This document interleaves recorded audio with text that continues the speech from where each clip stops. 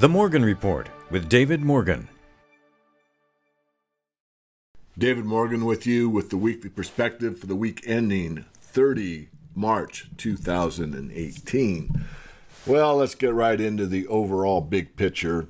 First of all, the major U.S. stock indexes are trying to stabilize around their 200-day moving averages. Technology stocks have been weighing on the market of recent, and especially the FANG stocks, Facebook, Amazon, Alphabet, Netflix, and Google. But actually, if you look at it from a quarterly perspective, it looks like the first quarter really wasn't that bad for stocks. If you look at the Vanguard Total Stock Market ETF, it lost less than 1%. And the social media ETF is bouncing off support, as is bank stocks. And on the metal side of the equation, the Global X Copper Miners ETF is bouncing off its 200-day moving average as well. So I think probably at this juncture, the worst is in for the stock market at this point in time. Personally and analytically, I expect more downside to the stock market in the future, but not immediately. I think we'll see some consolidation and probably a bounce here short term. Just to add on to what's going on in some of these tech stocks, from Zero Hedge, which we like to quote often, Bezos battered $13 billion net worth loss as Amazon crashes. You can see the chart here. I think most people are aware of it. I'm just using this as a backup to support what I said earlier. And another one, a bit of a surprise to those that don't look at the numbers, is from MarketWatch. Tesla is just months away from total collapse, says a hedge fund manager. Unless Elon Musk pulls a rabbit out of his hat, Tesla will be bankrupt within 4 months, says John Thompson of Vilas Capital Management. I'm not saying I agree. I just want people to understand that, again, my main premise here is that the stock market has peaked, and we're going to see lower lows and lower lows over time. There will be ups and downs, but the overall trend is your friend, and you want to be aware that the stock market is trending longer term down, which means the negative correlated asset of gold will be trending up. And it isn't day for day or even week for week, but those are major trends, and you want to be on the right side of the trend. Moving on to two things at once, really, oil and cryptos. This is from oilprice.com. Those that should be looking at the oil market is one of the best websites, in my opinion. Headline reads, Venezuela tries to pay Russian debt with cryptocurrency. If crisis hit, Venezuela was hoping to pay off its $3.15 billion debt to Russia with its new cryptocurrency. Those hopes have been shattered as the Russian finance ministry announced that it will not be accepting digital coin. Venezuela will not be paying part of its debt to Russia with its cryptocurrency, the head of the Russian Finance Ministry State Department has stated. In November last year, Russia threw a lifeline to Venezuela after the two countries signed a debt restructure agreement worth about $3.15 billion owed to Moscow. Under the terms of the deal, Venezuela will be repaying the debt over the next 10 years, of which the first 6 years will include minimum payments. Continuing on oil, those that use it, or should I say gas and diesel, VW obviously had a massive problem with their faking the emissions on their diesel-powered Volkswagens. This is from Reuters. VW storing around 300,000 diesels at 37 facilities around the United States. It has paid more than $7.4 billion to buy back about 350,000 U.S. diesel vehicles through mid-February, a recent court filing shows. The German automaker has been storing hundreds of thousands of vehicles around the United States for months. Volkswagen has 37 secure storage facilities around the United States, housing nearly 300,000 vehicles, the filing from the program's independent administrator said. Certainly it's cost Volkswagen a great deal and embarrassment as well for this little trick that they pulled on their emissions. Coming back to the crypto space, this is from the Asian Review, and we know from previous times that they don't always get their stories correct, but nonetheless, Back to cryptos. More Japanese cryptocurrency exchanges to close. The fallout from CoinCheck hack has felled 5 companies and counting. Tokyo. 2 more Japanese cryptocurrency market operators are quitting as regulators tighten oversight of the sector, which makes 5 exchanges closing so far in the wake of a $500 million crypto coin theft in January.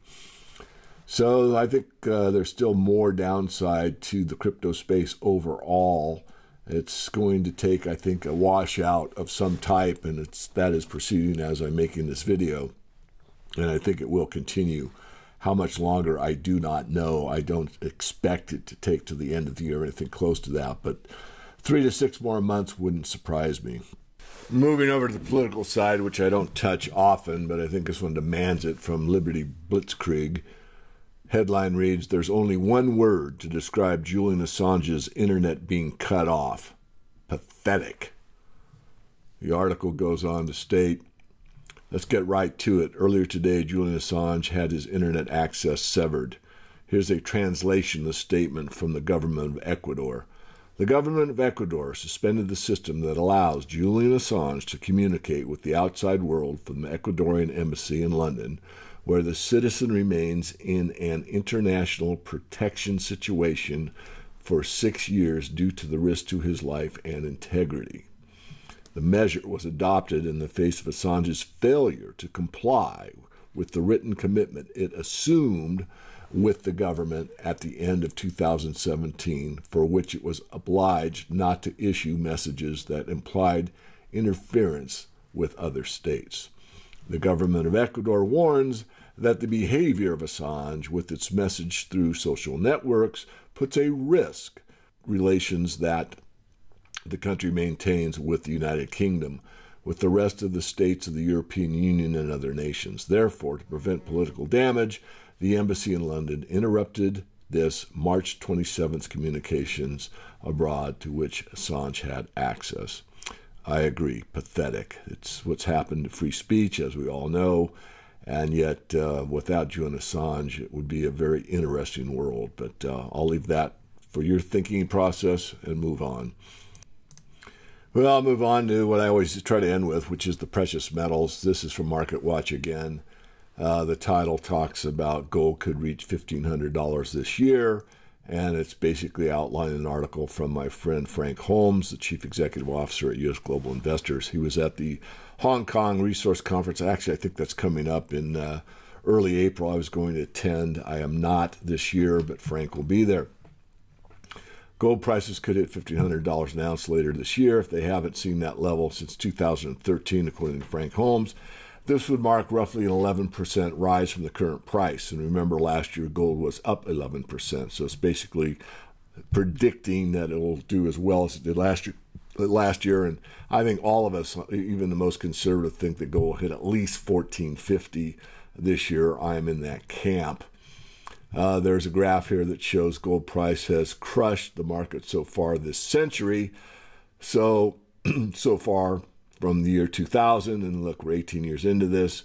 It compares the gold price compared to the S&P 500, and the S&P 500 total return means reinvesting dividends, and gold does crush it from that metric. I want to be clear here that wherever you are allowed to pick the starting line on almost any investment class, you can pick a starting line that makes your particular investment look more favorable than the other, so let's bear that in mind. And for the 3 or 4 silver bugs that are left on the planet, this is from the Silver Institute press release, about a week ago. Silver Institute to sponsor Silver Technology Symposium at the Tech Connect World Innovation Conference 2018. This takes place May 14th, and it is in Anaheim, California. The Silver Metals and Innovations Session 1 is from 10:30 to 12:30. Silver, Scientific Progress and Commercial Opportunities in 2018 and Beyond. Session 2, 1:30 to 3:45 p.m. Silver Wool Textiles, Antimicrobial Properties, Challenges and Opportunities for Commercialization of Subplasmatic Silver Nanoclusters. That's a mouthful. Role to Synthesis of Antibacterial Paper. Physical and Chemical Transformations of Nanosilver Material containing textiles. So that's something only really for the silver bugs. I may actually attend that if I think I don't have any speaking schedule that week. And Anaheim is not that far away from where I am currently domiciled. So let me move on a little further. Just want to state that the Morgan Report will be out this weekend. April Fool's Day, Easter Sunday, and it's $50 a month. And it's more than just a publication that I talk about each month when it comes out. It is only, there's two services, premium and a mastermind. The mastermind for this month coming up later in April will feature a AI technology that will be applied to the mining industry. We'll be interviewing the CEO, and there's a financing opportunity available for AI as accredited investors. So that will be something that we'll be featuring on the mastermind series. But the regular premium is the newsletter, as I'm showing you just the top of it. This month is 24 pages. And, of course, there's an alert service and a video with me. And, of course, you get the opportunity to interface with us directly with 2 questions per month, and guaranteed that we'll write you back. This month, nothing over the top to report. The main thing that everyone has talked about is commitment of traders and how favorable it is. Certainly, I've made that available to our premium members, and, of course, I'm writing for everybody here. However, there are a couple concerns I address later on, but things, when they look too good to be true, perhaps they are, I don't know. But I've set up the trade that I'm going to perform for everybody to look over my shoulder and see on the video that we do for members, that I'm waiting for the market to give us the correct signal before I get too excited about this market. I'm still long-term very bullish, but a lot of changes are taking place throughout the sector, not just the precious metals, I mean the entire financial sector, and it's very turbulent times. But the big shift, as I said at the beginning of this video, has to do with gold moving up against a declining stock market, and I think those are major trends that we need to pay attention to. Until next week, I'll be back with you on another weekly perspective.